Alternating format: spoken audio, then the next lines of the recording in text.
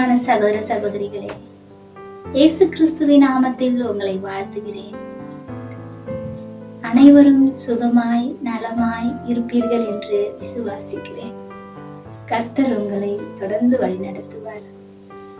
இந்த நாள் நாம் தியானத்துக்கு என்று தெரிந்து கொள்ளப்பட்ட வேத வசனம் என்னவென்றால் சங்கீதம் 40:8 வசனம். என் தேவனே, உமக்கு பிரியமானதை செய்ய விரும்புகிறேன் என்று தாவீது சொல்லுகிறார். ஆம், உமக்கு பிரியமானதை, கர்த்தருக்கு பிரியமானதை செய்ய தாவீதுக்கு விருப்பம் இருந்தது. ஒரு காரியம் நாம் செய்யணும் என்றால், தேவனுக்கு நாம் பிரியமாய் இருக்கணும் என்றால், தேவன் விரும்புகிற காரியத்தை நாம் செய்யணும் என்றால், முதலாவது அந்த காரியத்தை செய்ய நமக்குள்ள தேவையானது விருப்பம். விருப்பம் இல்லாவிட்டால் நம்மளால செய்ய முடியாது. கர்த்தருக்கு நாம் பிரியமானதை செய்யணும்னா அதை செய்யணும்ன்ற விருப்பம் நமக்குள்ள காணப்படணும். எந்த ஒரு காரியம் நாம் செய்யும் போது கூட நாம் அதை விரும்பினால்தான் நம்மளால செய்ய முடியும். ஆகையால் விருப்பம் நமக்கு மிகவும் தேவையா இருக்கிறது. அப்போதான் தேவன் மேல நம்மளால அன்பு செலுத்த முடியும். நாம் விருப்பம் இல்லாவிட்டால், நமக்கு அந்த மனம் இல்லாவிட்டால் நம்மளால செய்யவே முடியாது. அதே போலதான் இன்றைக்கு இருக்கிற காலகட்டத்துல நிறைய பேர் நினைக்கிறாங்க, இதை செய்யணும் அதை செய்யணும் சொல்லி கர்த்தருக்காக நான் இப்படி எழும்பி பிரகாசிக்கணும்னு நினைக்கிறாங்க. கர்த்தருடைய காரியத்தை நான் இவ்விதமா செய்யணும்னு நினைக்கிறாங்க. ஆனால் விருப்பம், முழுமையான விருப்பம், அன்பின் ஆழத்துக்குள்ள போனோம்னாக்கா, அதை அடையணும்னாக்கா நமக்கு விருப்பம் தேவையா இருக்கிறது. அந்த விருப்பம் இல்லாததுனால நம்மளால எதையும் செய்ய முடியாம போய் கொண்டு இருக்கிறது. ஆகையால் தான் நாம் எதை செய்தாலும் அது விருப்பத்தோடு செய்ய வேண்டும். சாது சுந்தர் சிங் என்ற ஒரு தேவ மனிதர் இருந்தார். அவர் கர்த்தரோடு கூட இணைந்து நடந்தவர். எல்லா காலத்திலும் கர்த்தரோடு இணைந்து நடந்து கொண்டிருந்தார். தன்னுடைய வாழ்க்கையை 100க்கு 100 கர்த்தருக்காக அர்ப்பணித்தார். அவர் கர்த்தரோடு இருந்ததுனால, கர்த்தரோடு அவரை காணப்பட்டதுனால, கர்த்தருடைய காரியங்கள் எல்லாம் அவர் திறன்பட செய்து கொண்டிருந்தார். கர்த்தருக்காக தன் வாழ்க்கையை அவர் அர்ப்பணித்தார். அவனுமாய் இருந்த அவரை ஒரு இளவரசன் என்ன பண்றாரு, அழைக்கிறார். அவரிடத்துல பேசுவதற்காக அழைத்து அவரிடத்துல பேசி என்ன சொல்கிறார் தெரியுமா? நான் கிறிஸ்துவை ஏற்றுக்கொண்டேன், கிறிஸ்துவோடு கூட இணைந்து இருக்கிறேன். ஆனா கிறிஸ்துவ மூலமா நான் நிறைய ஆசீர்வாதத்தை பெற்றிருக்கிறேன். கிறிஸ்து எனக்கு நல்லா தெரியும். ஆன்மீகத்துல நான் நல்ல கர்த்தரை அறிந்த ஒரு மகன். ஆனால் என்னால் பகிரங்கமாய் இயேசுவை அறிவிக்க முடியவில்லை. அவரை பற்றி அநேகர்களுக்கு சொல்ல முடியவில்லை. நான் அப்படி சொன்னேன் என்றால், நான் அப்படி நடந்தேன் என்றால், என்னுடைய ராஜ்ய பதவி என்னை விட்டு போய்விடுமோ, என்னுடைய ராஜ்யத்தின் மக்கள் என்னை ஒதுக்கி தள்ளிவிடுவார்களோ என்ற பயம் எனக்கு இருக்கிறது. ஆகையால் என் ராஜ்யமும் என்னுடைய பதவியும் போய்விடுமோ என்று நான் இயேசுவை ஏற்றுக்கொண்டாலும், இயேசுவின் மூலமாய் நிறைய அற்புதங்களையும் நிறைய ஆசீர்வாதங்களையும் நான் பெற்றுக்கொண்டாலும் அதை வெளியே சொல்ல முடியாமல் நான் நின்று கொண்டிருக்கிறேன் என்று அவர் சொல்லுகிறார். அவர் அப்படி சொல்லும் பொழுது உடனே சாது சுந்தர் சிங் என்ன சொன்னார் தெரியுமா? இந்த உலகத்துல நாம் வாழ்வது கொஞ்ச காலம், அதிக நாள் நாம் பரலோகத்துல தான் வாழ போகிறோம். இந்த கொஞ்ச காலத்தை நாம் இங்க இருக்க போறோம்.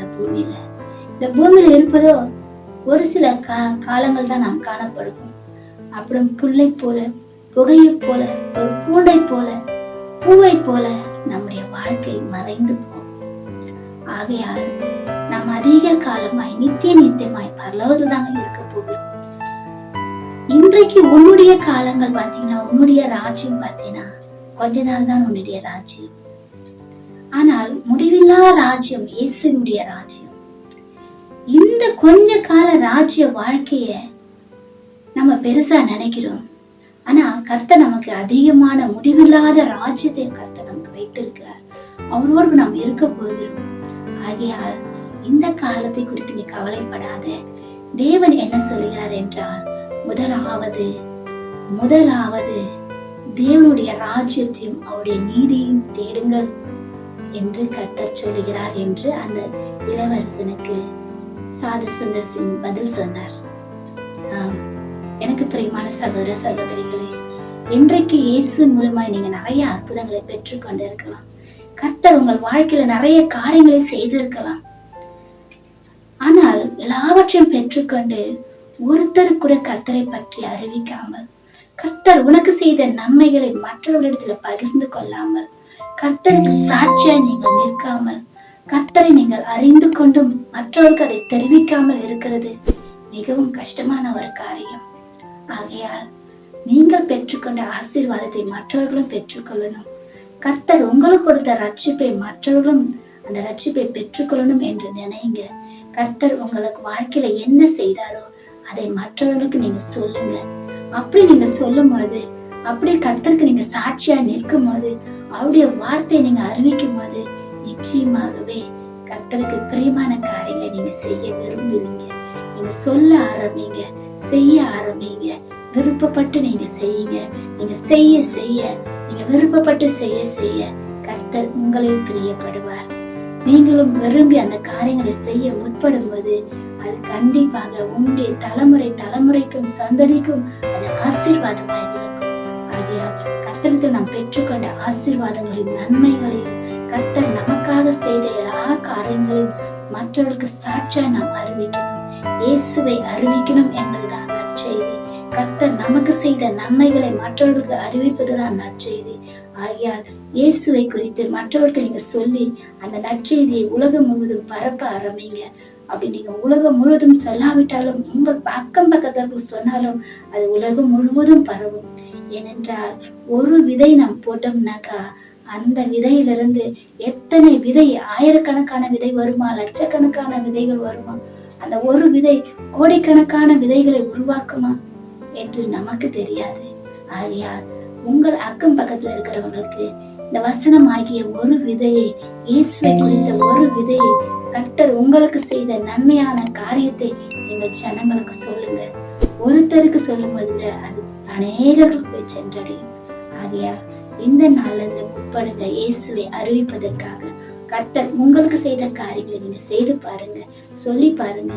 கர்த்தர் பெரிய காரியங்களை உங்களுடைய வாழ்க்கையில செய்வார். ஜெபிப்போமா?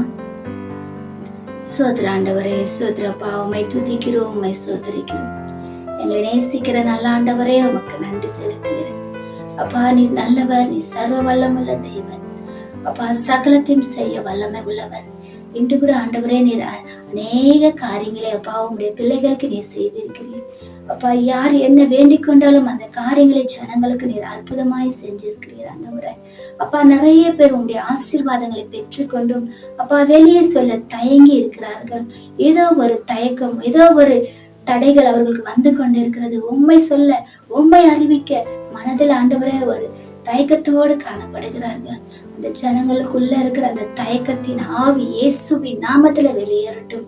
அப்பா, பகிரங்கமாய் உம்மை அறிவிக்க கர்த்தர் கிருபை தாங்க. எதை குறித்தும் கவலைப்படாதபடி கர்த்தர் செய்ததை நான் சொல்லுகிறேன் என்று பகிரங்கமாய் தைரியமாய் உம்மை வெளிப்படையாய் அறிவிக்க கர்த்தரே ஜனங்களுக்கு கிருபை தாங்க ஆண்டவரே. அப்பா, விதமாய் ஜனங்களை நடத்துங்க. அந்த ஜனங்கள் ஆண்டவரே உணர்வடையட்டும். கர்த்தர் எனக்கு இதை செய்தும் நான் சொல்லாமல் இருக்கிறேனே என்ற உணர்வு ஜனங்களுக்குள்ள வரட்டும். அப்பா, உம்மை விருப்பப்பட்டு சொல்ல, அப்பா உமக்கு பிரியமானதை செய்ய ஜனங்களுக்கு ஆண்டவரே கிருபை செய்தருளும். அப்பா, உம்முடைய பிள்ளைகளாய் அவர்கள் நிலை நிற்க அநேக ஜனங்களுக்கு உம்மை அறிவிக்கிற பாக்கியம் ஜனங்களுக்கு கொடுக்கும்படி இயேசு கிறிஸ்துவின் நாமத்தில் கேட்கிற நல்ல பிதாவே, ஆமென்.